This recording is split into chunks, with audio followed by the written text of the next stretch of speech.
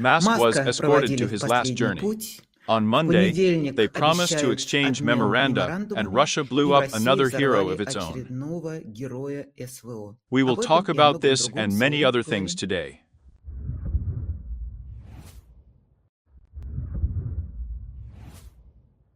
So, today our guest, my interlocutor Vladimir OECHKIN, human rights activist, founder of Gulag No.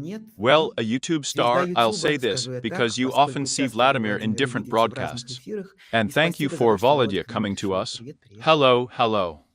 Good evening, Ksenia. Good evening to all our dear viewers and subscribers.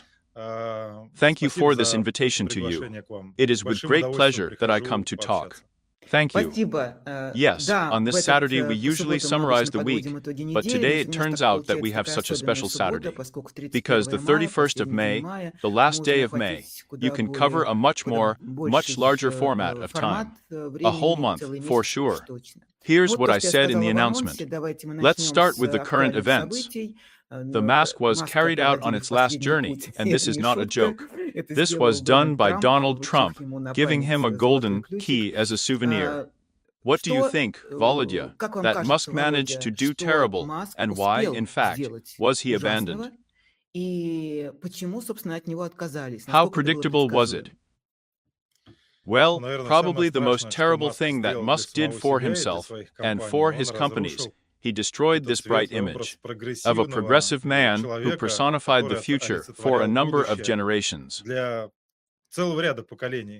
Let's remember how this cute red car flew into space, how this music played, how in general everyone believed in Musk at that time, and hoped that here was a new generation that would change this world for the better.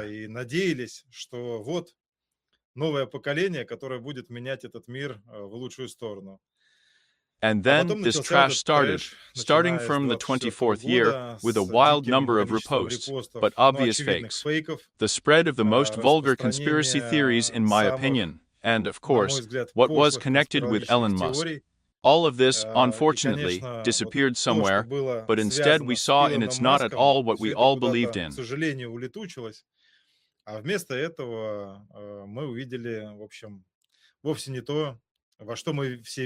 So if we look at the numbers, he is still primarily a businessman, an entrepreneur, and his company's shares were getting cheaper. And here in Europe, the number of Tesla sales fell very much, and, of course, the image that was associated was such an added value to what was made of iron, plastic. All of this has disappeared somewhere.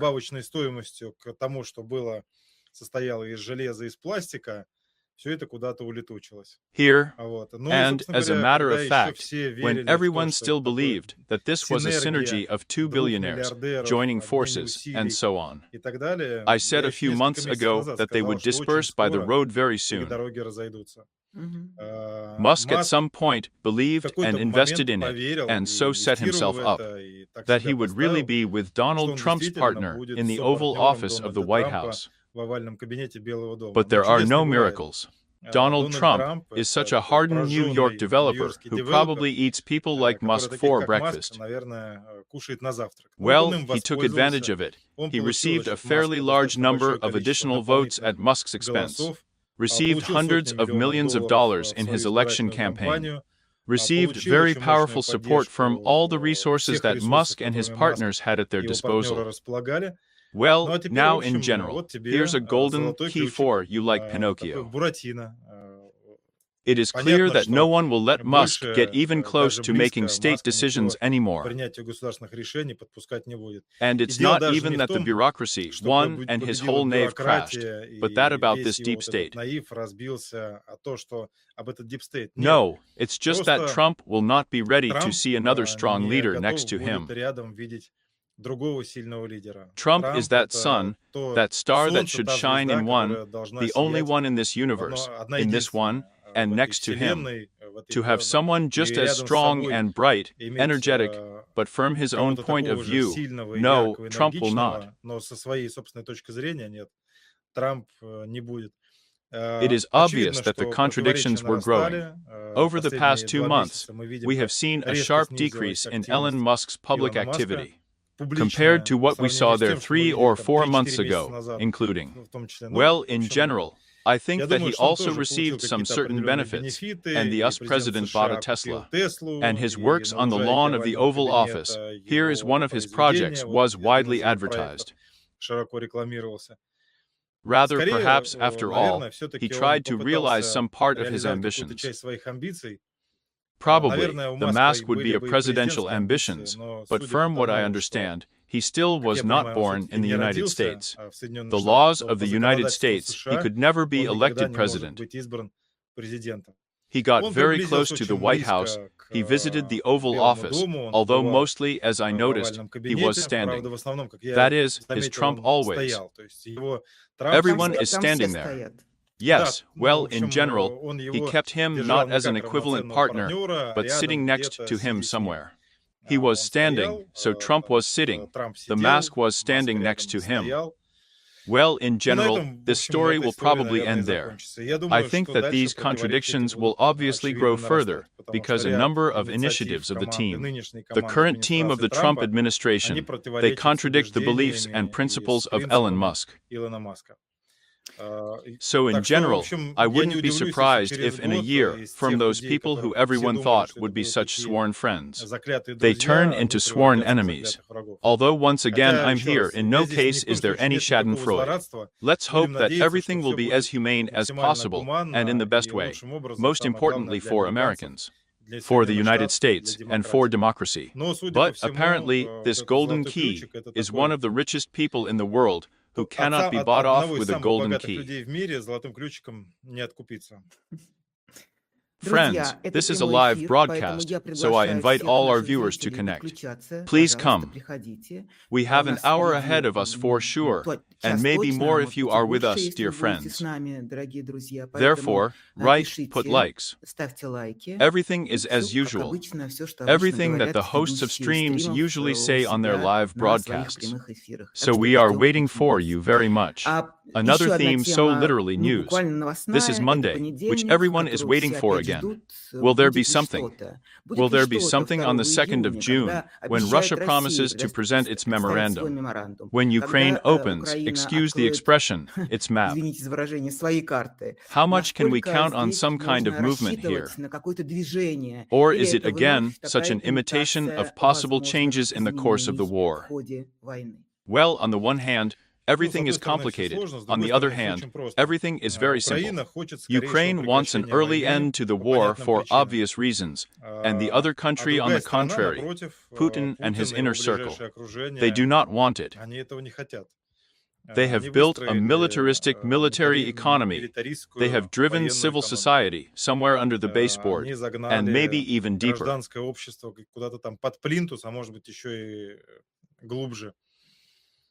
The inner circle has received huge powers, and now a step to the left, a step to the right, a jump on the spot. And even the thought of something not what the FSB dictates will be regarded as high treason. Do they need to return back to Russia before the war period? I am now talking about the security forces and Putin's oligarchs. No, of course, on the contrary, they are interested in preserving the military dictatorship as long as possible. It helps them a lot. No one asks unnecessary questions, and those who ask questions can be put in jail, tried, forced or persuaded to sign a contract to be sent to the so-called SVO, to war, and then very quickly disposed of at zero, writing off at the front and saying that, look, he died on the front line, defending his homeland, washed off with blood, there's something there. Therefore, Putin wants to continue the war. He has, of course, an inner circle. There is Katerina Tikhonova, whom he sees as an heiress, well, who really is his favorite, the youngest daughter. Her friend Nadashenka Popova's husband Kirill Dmitriev. Here is one of those negotiators, when a few months ago journalists from different countries asked us questions about who Kirill Dmitriev was, because like hell, some incomprehensible bald guy got out of a snuff box. Who answers something at length there? Who authorized him to do this? Here is Katerina Tikhonova, who grew up here in Biarritz. They spent several months every summer with girlfriends, with friends. They have had their character formed here and there since adolescence. Of course, they are used to a good life in Western Europe, to a calm, stable one. They want to return to this water, which has long flowed away. Therefore, there is some part of the well, conditional towers there, that would like at least an end to what is happening now, and some kind of partnership, strategic partnership with the United States of America, or at least with billionaires, with developers, with Donald Trump's Gulf partners, who will lobby for a bright future for them, at least save their capital. Their children will be protected when the deputinization of Russia begins. Therefore, in many ways, probably, what is happening with Russia now, what is happening in the Kremlin, is very similar to this ugly coat of arms of the Russian Federation, with a freak bird, with a terrible bird that in real life you will never meet it, with two heads, and one head looks to the east, the other to the west. One wants to return here, a conditional Biarritz there, either to Paris or London, travels around the world, and engages with the most powerful elites of the present time, while others look at Xi Jinping, China. What will they say there? They are closed in many ways to the administration, which is now in Beijing. And those interested, for them, the worse the situation in Russia, the better. The less money Putin has in the budget, the cheaper he will sell oil, gas, metal and timber and other resources for China, which passes it all through its factories, will increase and add its value and increase it there by 5, 10, 15 times, selling it all to America, to Europe, and including Russia back.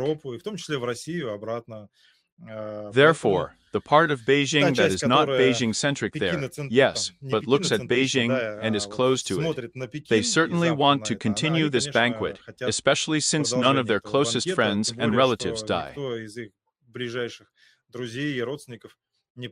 They mostly send slaves there, beggars in their understanding. Well, if not serfs, then at least wildly credited people who for whom the current contract for Saint.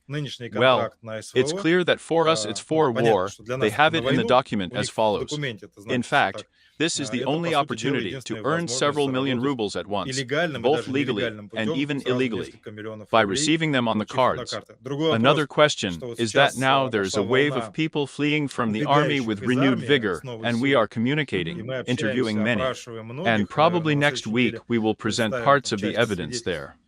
They are just saying that this is all a scam, because they are shown very large sums, and then they give these sums to the military police, to everyone else as fines for calling home, for saving lives, and for not sending them to the most dangerous combat missions, and so on and so on. There, in general, people have nothing left, even of those who go as a mercenary. But the bottom line, if returning to your question, this is what the dualism of Russian consciousness will be. Some will give some assets and promises to Washington, Stephen Witkoff, Donald Trump, to wink and say, but we are for a reset. Now we are going to dismiss Bortnikov and Bastrikin, appoint our own people, and control the agenda completely. And others pawned on, knowing full well that they have wind in their sails from China. You said about deserters and evaders, those who are trying to avoid this war or have already escaped from it. I have such a question for you. Well, we know the figure that was announced this week by special human rights organizations, including at least 50,000 servicemen of the Russian army deserted from the front line. And this is a big figure, even if it is not so real yet. Surely the real one is even bigger, but it's a big one if it's voiced like this. My question to you, Vladimir, we know for what reasons, with what motivation people go to war. As if the whole set is known. And with what motivation do they leave? Why? A number of reasons. Well, first, It's one thing young boys with mom, with dad go to the parade, eat some their buckwheat porridge from the pot with the stew. Put on the cap, and all of them so to be photographed. This is another story. The second story is, of course, these are all computer shooting brodilki, which also raised a generation of those who want to shoot. And when they arrive there, they disembark, and when they see one or two of the units that have just gone on a combat mission come back alive. And all the others die, or are seriously wounded, and again die. Because there is no normal modern medical care. There is a war going on there for obvious reasons. It is obvious that we can repeat this desire right away, and so on. It all disappears right away. The second component, of course, is when they see how inhumane the Russian power system itself is. In other words, they all look at these posters as there are 5 or 10 fighters equipped to the teeth with such slogans. They will be proud of me on the poster, I will be with a medal. And when you really understand that you are being brought there, and there some ensign explains to you that you are meat, you will listen to me. And if you don't listen, I will rot you right here, bury you in a hole, or shoot you. And that's it. That is, of course, it is a system of humiliation, beatings, torture, and when they see their own people being shot. Again, we will show a few videos, that is, in what condition there is. They say that alcohol is prohibited there, and so on. There are a huge number of drunks, a huge number of drinkers, a huge number of those who drunkenly take up arms, shoot. There are quarrels, and so on. The third component is, of course, that they understand perfectly well that the goals and objectives that Putin and Rospropaganda announced, they certainly do not correspond to what the occupation army is doing on the territory of Ukraine. That's probably the fourth one. Of course, I would like to put this in the first place, but this is in the fourth place. A certain amount understands that the enemy's in the rear, not the front. And when he meets the civilian population in Ukraine, who does not perceive them at all as liberators, curses, spits, swears, and so on. That is, here at some point, there is an epiphany and understanding that suddenly you wanted to play and repeat the feat of your grandfathers. And suddenly you yourself turned into these fascists of the 21st century who are looting, raping, destroying cities, leaving behind scorched earth, and so on.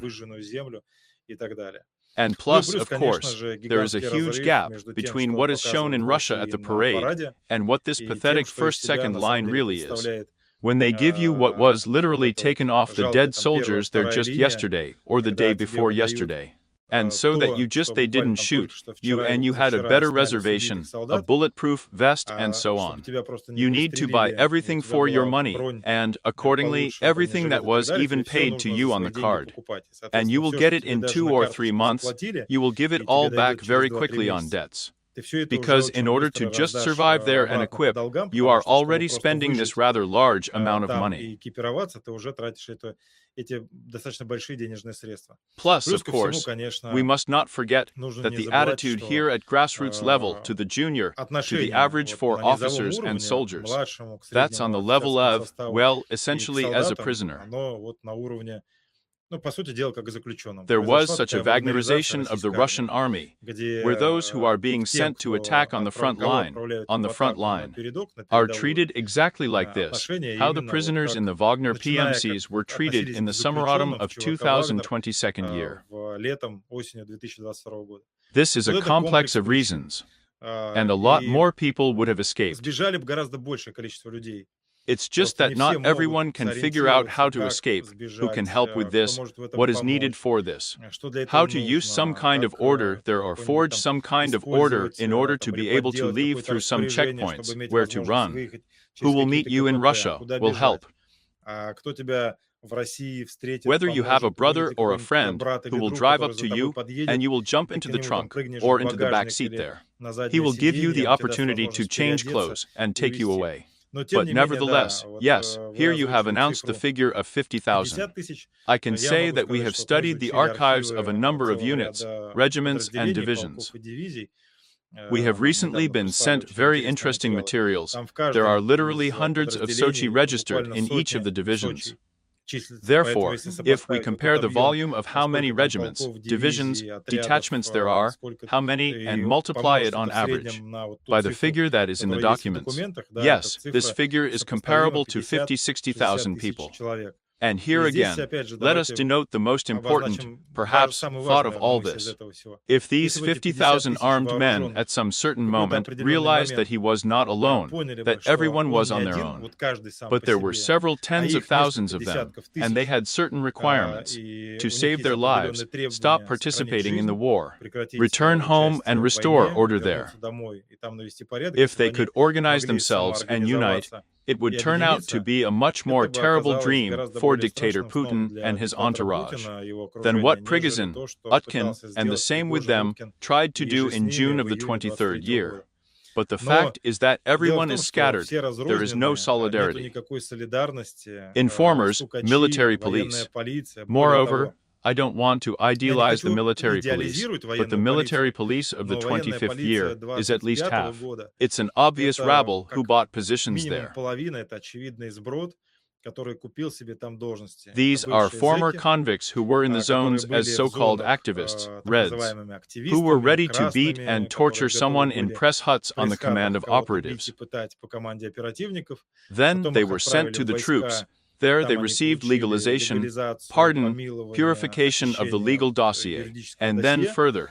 They realized how in a war zone it is possible to buy bread positions and be those activists with the help of bribery, corruption, bribes. Civil activists and oppositionists will forgive me for using this word, but I think everyone understands what I'm talking about. But now there are several thousand of them who are in the occupied territories with weapons in their hands and who have power over everyone else, because they are military police, and half of them a few years ago spent time in prison and so on. And today they are either policemen themselves or some kind of there are active assistants, public assistants of the military police, in the same uniform, and easily beat someone there with butts, handcuffed, in plastic, extort. And if someone does not like someone, they take them to zero and liquidate them there. In general, I tried to analyze the history of the wars of the 20th, 21st century. I have no analogy, that is, there was no such criminal army in principle, because the last time the Soviet Union used prisoners in the war, it was the Great Patriotic War, for Russians the Second World War, for everyone else it was that war, which ended in the 45th. And then the same Afghanistan, despite the fact that it was a protracted big war. The Soviet Union then did not use prisoners from the colony with prisons. And now it's all happening. Plus, here is the corruption that is at the current level now. It certainly did not exist, either during the Afghan War or during the Second World War. That's why it's all absolutely ugly, absolutely lawlessness, lack of control, and some of them will lie down, stay there. And most of these villains, because they're always at the forefront, they will return to Russia with their criminal talents. Brashenij with the ability to use different types of weapons. And that's what will start there, in the very near future. It's very difficult to imagine. It's very scary for those civilians, for the civilian population who will face them. But let's, as it were, now, first of all, the question of today is for the Russians, of course. We are worried about what will happen in the future. But today there are lawlessness, arbitrariness, and war crimes. Unfortunately, these bandits in uniform and with machine guns are committing crimes against Ukrainians. Yes, this is another major topic in recent days, in recent weeks, in recent months, over the past 3 years, the fourth year. And more new evidence of murder, bullying, torture against Ukrainian prisoners of war and civilians. украинских как военнопленных, так и гражданских лиц. And И including вот civilians. именно гражданских лиц We are people far from the war. We know what a pretrial detention center in Taganrog is. What is this institution like? Из себя представляет это заведение. Why it is Почему there именно that it там mainly contains содержат, Ukrainian в основном citizens, украинских including граждан, в том civilians. числе и мирных. We know Мы what знаем, happened to the что Ukrainian случилось journalist с Victoria журналисткой Roshina. Викторией Рощиной, украинской. We Мы know how знаем, Natalia как Vlasova пытали was Наталью tortured, Власову, who is которая now сейчас sitting in the сидит sentenced уже zone. в зоне приговоренная, But но she она managed свои to give her свидетельства успела testimony дать right at the trial, прямо на and this is суде. Это recorded. зафиксировано, But но no никто one на это paid не attention обратил to it. внимания. How is Как information происходит collected здесь here? сбор информации? How much? Насколько My main мой question главный is to make вопрос, it чтобы об known. этом знали. In Russia, В even I think России in the даже, я end, думаю, it's в not конце even концов, so даже important that не people так in важно, Russia чтобы в know России about об it. этом знали. He who Тот, knows кто he знает, knows, тот and знает, who а кто wouldn't не want захочет to знать, know, тот he никогда и не never wants захочет. to. А вот But чтобы to это make знали it known in the многие, это world, очень it важно. is very important. A difficult question. The only thing I will add right away from myself is that, in my opinion, first of all, it is necessary to tell Russians about this in Russia. Because in Ukraine, everyone has already perfectly understood what is happening in Russia, and a huge number of those who testified about it after captivity. I think that now everyone in Ukraine knows what the Gulag of the 21st century is like. Well, by the way, Alexei Anilya, let's remind you, was one of the first witnesses of the crimes of the Russian authorities against Ukrainian prisoners of war. Alexei Anilya, yes, I am proud of his acquaintance, friendship, and the fact that he is undergoing rehabilitation in the hospital, experiencing rehabilitation there after another operation. In general, it is more than 15 surgeries he had to recover his health. His legs were under the threat of amputation after a terrible torture. Only 9 months from March to December of the 22nd year. But Alexei Anilya was the first who decided to tell the truth openly. In other words, we have already received evidence of those who passed through the torture chambers. But it's one thing to tell in a private conversation, confidentially to us, or they're on the terms of confidentiality, anonymity. And another thing, of course, is to come out and tell it under your own face, especially after all, no matter how you turn it. Even though I left Russia in 2015 year, nevertheless, in the public consciousness, especially for Ukrainians, I remain a Russian person, and that's why, yes, Alexei Zero is an incredibly courageous person who contacted me and gave me his first testimony for the Gulag, and in general, it went further to the people, to the internet. After him, others who were treated next to him in neighboring wards began to call us and give evidence, and we published it all one after another. Well, now in general, many of those who returned to the last exchanges also go out with journalists. The BBC has recently done very important material, and a number of international publications are now doing serious investigative journalism on the topic of what is happening. But if I answer your question, what is going on there, how is it exposed, and, for example, our mission here, I can tell you about us.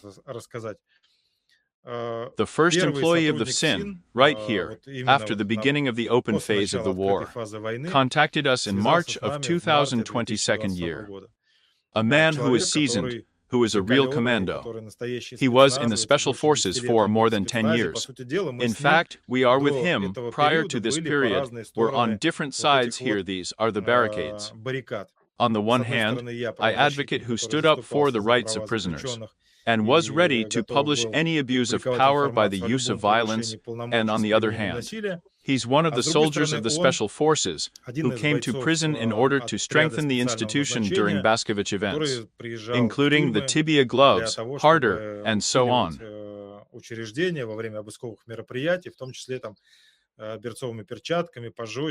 So, in March of the 22nd year, this man called me, and then we began to communicate in detail.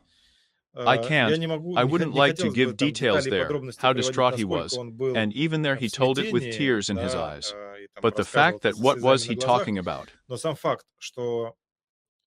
He used to say that you and I, Vladimir, had different points of view. You defend and say that you can't beat anyone at all, but we come there, we know what kind of criminality there is, what kind of revelry there is. Some start raping and beating others, and they don't understand us except by force, so we work hard with them so that they understand.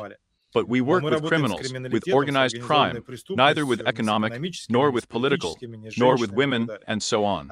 And here, when we, our team, the strike team of the FSIN, began to be given the order to work hard, organize tough acceptance and so on by the most ordinary people who did not kill anyone, did not rape anyone, who were simply captured on the territory of Ukraine, kidnapped in fact, and brought by military sides to Il-76th and unloaded on in one of the military airfields and under blows with batons. They were loaded into paddy wagons in order to take them to the pre-trial detention center and begin operational work and torture. And he and a fairly large number of other FSIN employees. March, April, May of the 22nd year, they were demoralized. They realized that in fact they were becoming fascists. In other words, even before that, they may have applied cruel methods to ordinary prisoners somewhere. And here we had polar points of view with them. But when the war started, even they, these tough guys who are used to working with their hands, feet, and rubber batons, even they understood everything to them that they were being forced to be fascists. I will not name the region when the Special Purpose Department of one of the regions in the center of Russia received the command to go in quotes to work with prisoners of war and strengthen these military concentration camps. Almost all the personnel refused. And only after the FSB officers and the general head of the terrorist organization arrived there and told them about the negative consequences that await the instigators of this protest action, only after that they went there. But about 20 or 30% filed reports for dismissal, and quite a large number of people from the FSIN left in these months. Someone was ready to quit in March, and we asked them to work there for another 6 months or a year and help us gather evidence. That is, of course, it was the FSIN employees who helped us a lot with the collection of documents in many ways. Of course, the second component is the prisoners themselves, because in any case, not all institutions were isolated, and prisoners of war were placed somewhere in one local area, ordinary prisoners were placed in another local area. Therefore, there was some kind of connection, and this information was obtained. The third source of information is, of course, those who have returned from captivity, those who are not afraid, and give evidence about it. Well, plus there is still. I can't say that we actively use this method, but let's just say that when this information is transmitted to us, we accept it. There are a lot of people all over the world who work there and are somehow connected with computer technology there.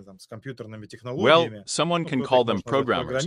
For someone it will be a programmer. For someone it will be a hacker, depending on which side this person and you are on. But a large number of people helped us to come in very well too.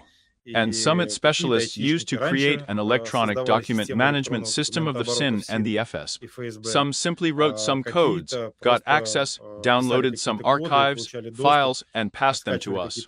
In other words, in general, this complex helped us to collect, in my opinion, a rather unique archive, which we, of course, first of all handed over officially back in December of the 22nd year, under the interrogation protocols to prosecutors researchers from Ukraine, here in France and Paris, at the Embassy of Ukraine. And then we were contacted in parallel by representatives of the international investigation, who also received our testimony and materials over the past few years. And in general, we are trying to help international justice in any way we can, which, unfortunately, for the last 6 months after Trump came to the Oval Office itself, was under threat and under great blow because, as you know, one of Trump's first decisions was to impose sanctions against the International Criminal Court. Here, but nevertheless, despite this pressure, as I see it, this process is under investigation. The Independent Commission did a great job both in March and in October last year. They published materials, including using materials from the Gulag No archive, and citing the testimonies of those people whom we evacuated from Russia, from among the former employees of the INS. It's all spelled out there. Now, in black and white, independent experts from the from a number of countries, have come to the conclusion that the Russian Federation has committed a crime against humanity, and the crimes committed by the Ministry of Defense, the FSB and the FSIN, They are under the jurisdiction of the International Criminal Court. Now the only question is when we will see the arrest warrants and procedural decisions of the prosecutor of the Muse and the judges of the International Court of Justice on this part. As my intuition tells me, not all orders will be explicit, public, and with press releases will be published. I think a large part of the orders that will be issued in respect of the sadists in uniform, they are issued by private. And we'll know about this, Interpol, law enforcement agencies of the countries that are parties to the International Criminal Court, and the defendants in these search lists, they will learn about yourself. When they go somewhere abroad and when their wrists would snap the handcuffs. These lists will be quite large because more than 15 FSB institutions have been converted into these military concentration camps. There, the personnel of these institutions seconded special purpose departments of the FSB from different regions, and FSB officers took part in these tortures. Therefore, I think that in the very near future, we will see a procedural decision, not only on the FSB, but also on the FSB officers, who, of course, were the think tank from this system of torture.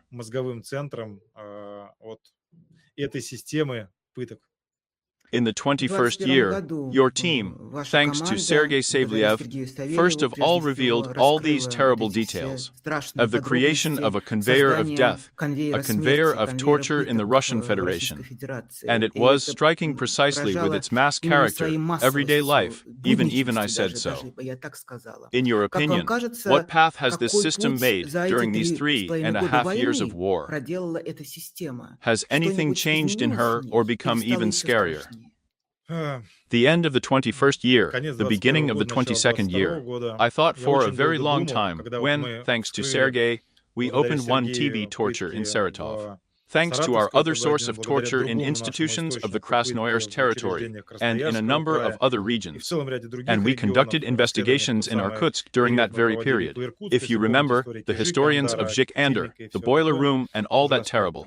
I will not give details on YouTube, shocking details, so this video will be blocked. In general, for many months in a row, we tried to understand why such cruelty was needed, and could not understand any excuses or arguments or their explanations.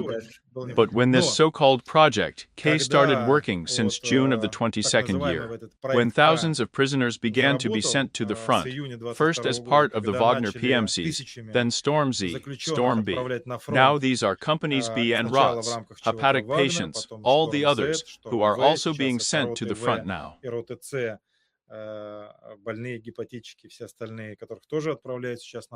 In general, there are no illusions now. You and I didn't fully understand, despite the fact that it seemed to us that you were journalists, we were human rights defenders, that we understood everything that was happening in Russia. Here in the 21st year, oppositionists are detained, political criminal cases, arrests. We could not then imagine the depths of hell where the Russian Federation was already plunging at that time. Putin and his inner circle, unlike us, they had access to what is still hidden from us behind 7 seals, in the archives at the Lubyanka. For us, for example, this story with the penal battalion is the story of some separate unit about which Mikhalkov made a film, and now we know about it. But in fact, more than 800,000 people from the Gulag, from the 41st to the 45th, were sent to the front line. And Stalin and his special services, and accordingly, Putin is a follower of Stalin with his special services. They understood perfectly well that one of the secrets, and let's take in quotation marks, how they were able to reverse the course of events at the front and start squeezing fascists and Nazis from the territory of the USSR. These were the very ones at zero, sending practically former prisoners to the front line along the entire front line. And so, looking back, when we were in the 11th, 12th, 13th year at conferences, we said, but how so? Previously, for this crime, they gave 3 or 4 years of imprisonment in a general regime colony, and now judges give 12, 15, 18 years in a high-security colony to young guys and stuff prisons with young people. Why are they systematically torturing Omsk, Krasnoyarsk, Saratov there, Rostov, and so on? And now everything is falling into place. Here's a look. Everything is actually very logical. Just this logic, it is terrible. It was the evil geniuses who invented it. Once again, not geniuses, but evil geniuses, as it were, so that it was clear. Villains? To stuff prisons with strong young guys, to give gigantic terms of imprisonment, to leave them practically no chance, for the system to work only on convictions.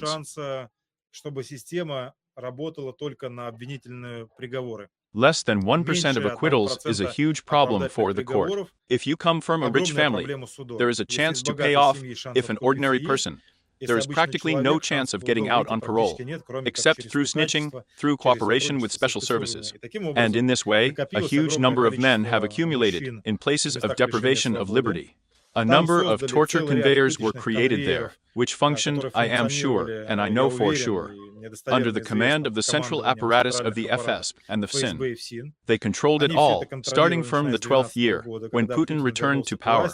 He placed FSB officers in a number of key positions within the FSIN system, internal intelligence, wiretapping, operational management, and so on.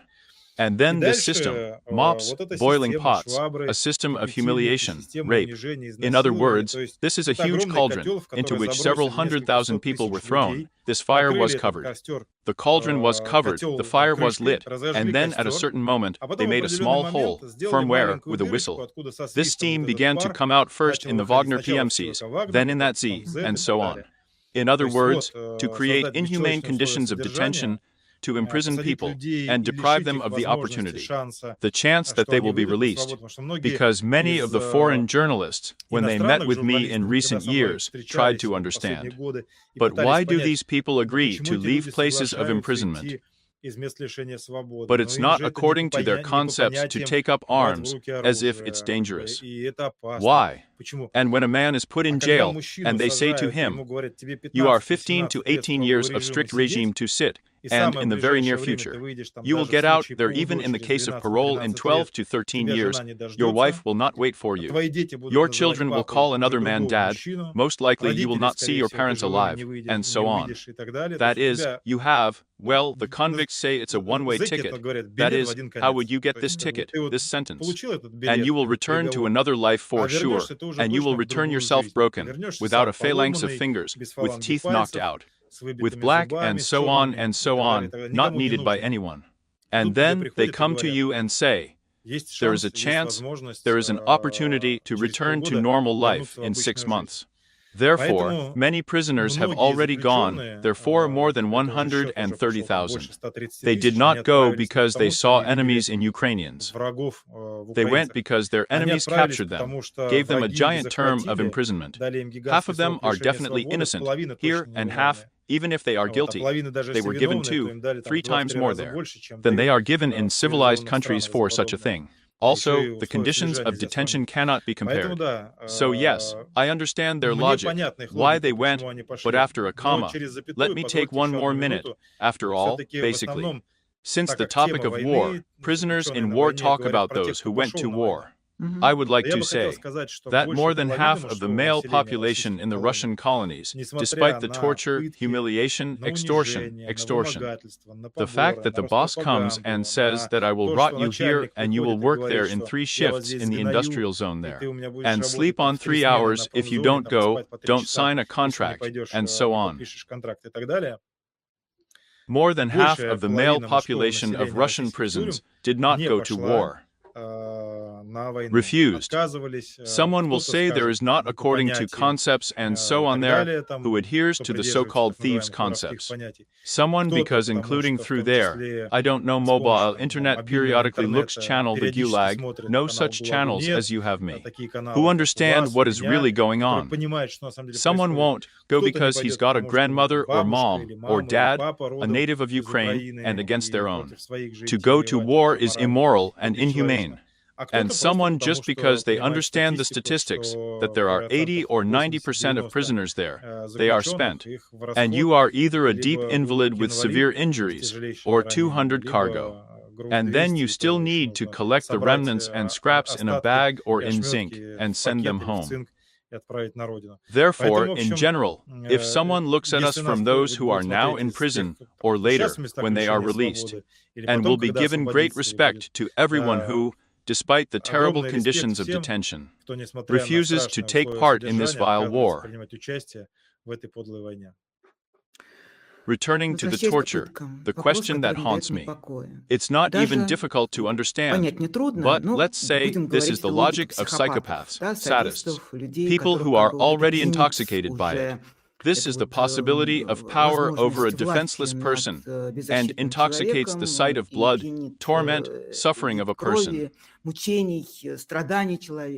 But tell me, as for the attempt to hide the traces of torture, we are already returning the dead bodies. What we saw on the example of Victoria Grove, I understand that this is only one case of thousands of them, these cases. After all, it's not the sin sadists who do this. This is done by people in white coats, as far as I understand. Is there any author of the idea? My question to you is this one. And how long has this idea been around? An attempt to hide the traces of torture by mocking, in fact, a dead body.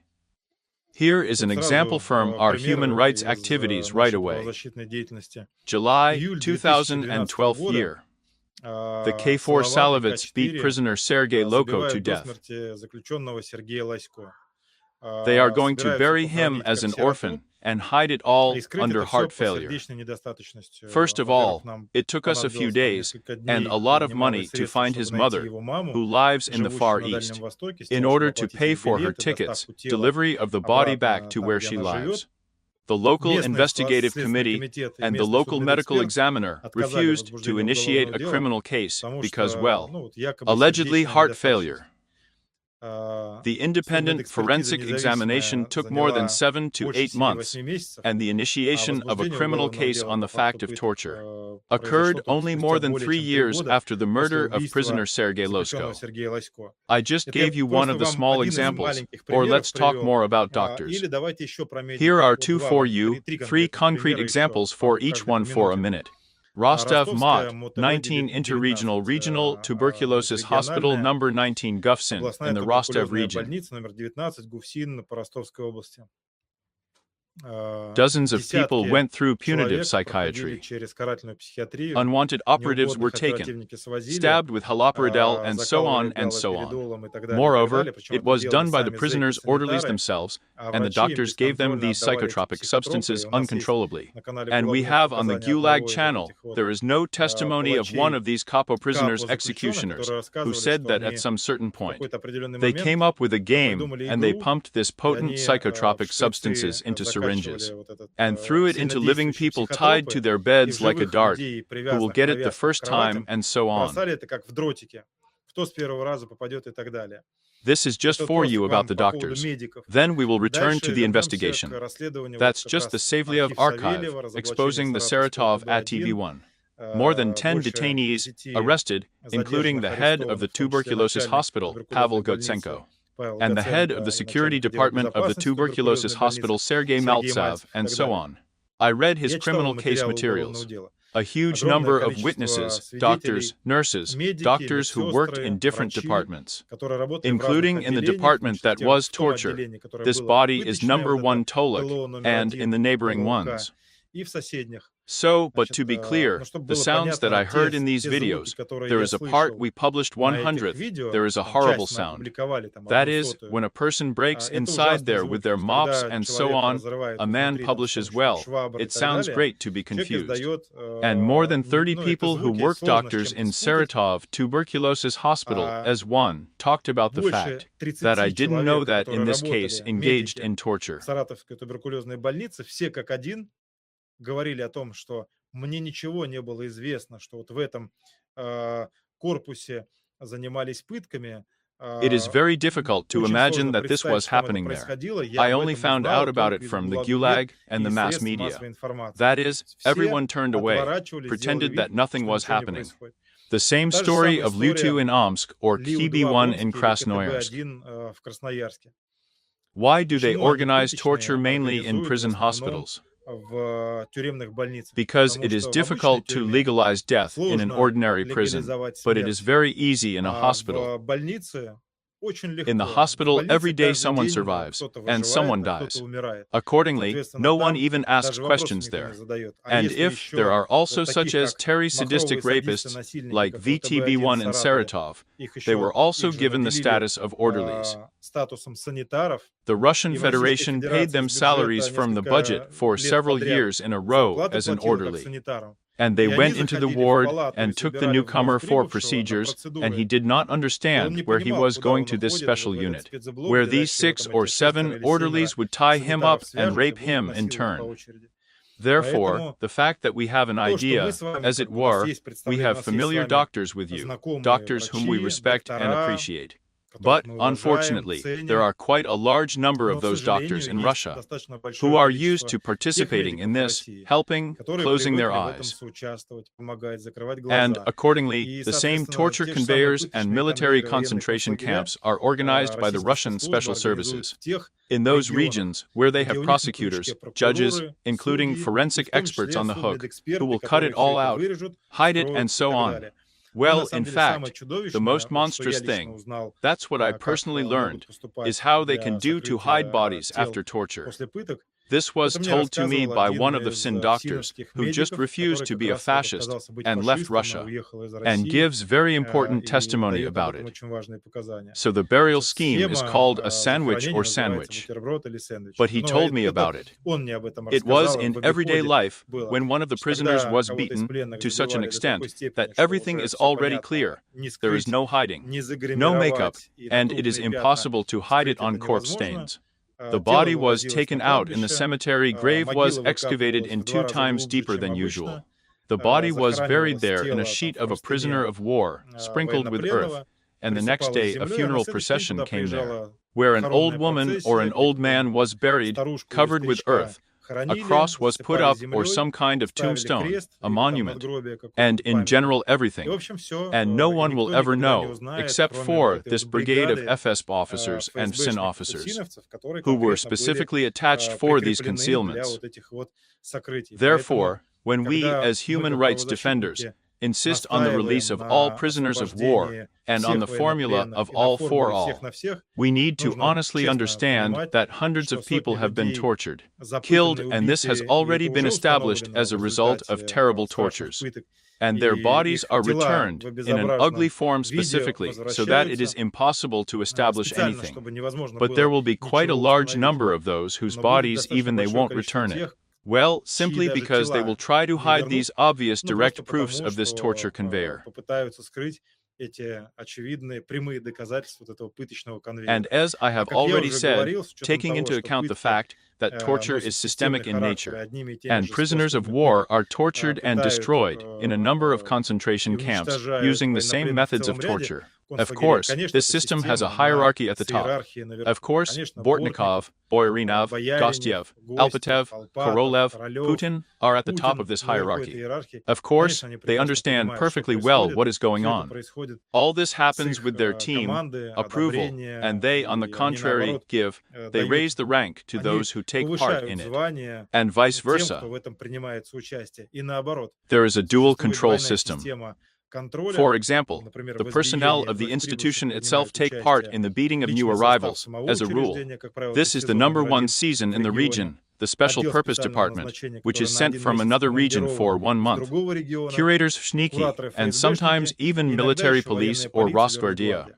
And when one of the divisions of some body does not beat and torture hard enough, and, let's say, as they put it, is liberal, then a report is drawn up on the commander of this unit, and for him it can all end very sadly.